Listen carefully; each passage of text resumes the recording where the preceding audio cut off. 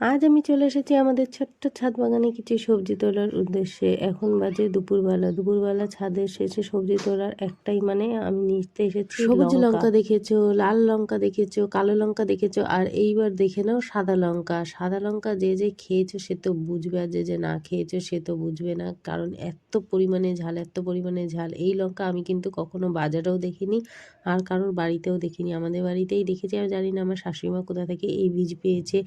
ভীষণ পরিমাণে ঝাল, কিন্তু আমাদের কোনো অসুবিধা হয় না, কেন বলো তো? কারণ আমরা কিন্তু ভীষণ ঝাল খাই, ছোটো থেকে বড় আমাদের বাড়িতে সবাই মোটামুটি ভীষণ পরিমাণে ঝাল খায়। তা দুপুরবেলা নিতে এসেছি তার একটা কারণ, এখন দুপুরবেলা আজকে আমাদের রান্না হয়েছিল সবজি, ডাল, আর যে যে ডিম ভাজা খাবে তার জন্য ডিম নিয়ে এসেছিল এক ট্রে। তার জন্য ডিম ভাজা করতে গিয়ে দেখছি যে এখন লঙ্কা নেই, কি করব? ভাবছি যে লঙ্কা ছাড়া ডিম কী করে খাবো? এবার শাশুড়িমা বললো যে ছাদে তো অনেকগুলো লঙ্কা আছে, যাও নিয়ে আসো। আমার সত্যি মনে ছিল না যে ছাদে এত লঙ্কা আছে। অনেকগুলো পরিচর্যা ছেঁড়া সব কিছু দায়িত্ব শাশুড়ি মাই করে। তা ভাবলাম যে তাহলে উপর থেকে লঙ্কাগুলো নিয়ে আসি, আর তোমাদেরকে একটু সাদা লঙ্কাও দেখিয়ে দিতে। এই লঙ্কা নিয়ে যাব ডিম ভাজা করতে। অবশ্যই এতগুলো লঙ্কা ডিমে দেবো না। তা শাশুড়িমা বললো যে অনেকগুলো লঙ্কা হয়েছে, সব ছিঁড়ে নাও। আর এটা আমি শুনেছি যে শাশুড়িমাই বলেছে যে ফুল সবজি যত ছিঁড়বে তত হবে, কারণ যদি না ছিঁড়ি এই যে কটা লঙ্কা হয়েছে এই কটা লঙ্কাই থাকবে, আর এই যে আমি যে ছিঁড়ে নিচ্ছি এরপরে কিন্তু আবার ফুল দেবে। তার জন্য যত পারো তত ছিঁড়বে আর ততই বেশি বেশি হবে। তাহলে আর এদিকে আর রয়েছে একটা বেগুন গাছ, বলেছে যে বেগুন গাছে বেগুনও হয়েছে, পারলে নিয়ে এসে। এই ছোটো ছোটো বেগুনগুলো যদি বেশি একটু বয়স হয়ে যায় না, ভেতরে দানাগুলো শক্ত হয়ে যায়, যার জন্য এখনও কচি আছে। ছিঁড়তে চলে এসেছি, যেহেতু এক হাতে ফোন ধরে আছি ঠিক মতো ছেঁড়া যাচ্ছে না, তো চেপে নিচ্ছিলাম যাতে ছেঁড়া যায়, কিন্তু ছেঁড়া যাচ্ছিলো না। তারপরে বুদ্ধি এলো যে এরকম মুড়িয়ে মুড়িয়ে ছিঁড়তে হবে, না হলে ছেঁড়া যাবে না। তো অনেকক্ষণ ধরে চেষ্টা করছি, চেষ্টা করার পরে বেগুনটা শেষ পর্যন্ত ছিঁড়ে আমার হাতে এলো।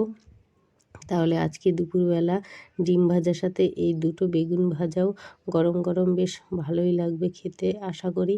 তাহলে এই একটা ছোট্ট গাছ, এই ছোট্ট গাছে দুটো বেগুন হয়েছে। এই একটা বেগুন আর একটা বেগুন অনেকক্ষণ খোঁজাখুঁজি করার পরে আর একটা বেগুন পেলাম। এখানে দুটো বেগুন গাছ আছে, এই বেগুন গাছটাই হয়নি। তারপর ভাবলাম যে নিশ্চয়ই এই বেগুন গাছটা পাতার নিচে নিশ্চয়ই লুকিয়ে আছে। তারপর দেখলাম যে না, পাতার নিচে আর একটা বেগুন আছে। তাহলে আজকে দুপুরে খাওয়াটা কিন্তু জমজমাট হবে। ডাল সবজি আমার লাগবে না, গরম গরম এই বেগুন ভাজা আর ডিম ভাজা দিয়েই আমি কিন্তু এক থালা ভাত খেয়ে নেবো আজকে।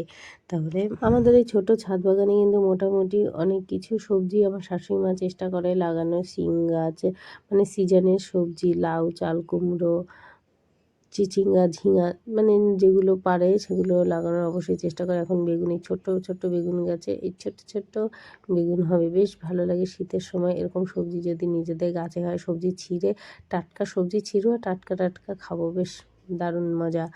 যাই হোক, তো আমাদের এই ছোট্ট ছোট্ট ছাদ বাগান তোমাদের কেমন লাগলো অবশ্যই অবশ্যই জানাবে। তা আমি অনেকটা নিয়ে নিয়েছি লঙ্কা আর সবজি বেগুন। তাহলে এই ছিল আজকে আমার ভিডিও। তাহলে আমাদের ছাদ বাগানের সবজি তোমাদের কেমন লাগলো অবশ্যই জানাবে। দেখো কত কিছু আছে, ফুল আছে, তারপরে সবজি আছে, বেগুন আছে, শিম, কদিন পরে তো শিম হবে সেটাও দেখবে। আমাদের গাছে কত কত শিম।